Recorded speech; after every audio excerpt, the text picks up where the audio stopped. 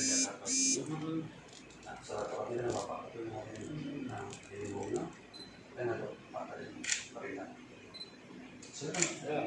Ya Pak, terima kasih. Kebetulan Bu Johana itu di gedung kami yang di kantor beli swab itu hari Rabu, makanya beliau belum bisa hadir karena hasil swabnya belum muncul.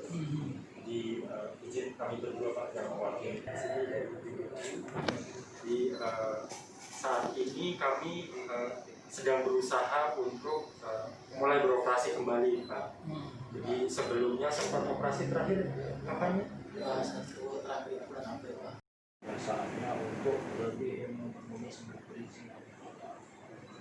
Tapi dalam rangka menyelesaikan perizinan, baik para investor harus apa yang menjadi rekomendasi Pemkab, TTSP, apa yang harus sama-sama proaktif. Ya, Pemkab akan proaktif menanyakan segala sesuatu persyaratan yang dibutuhkan. Nah, kalian juga investor harus proaktif untuk memenuhi segala.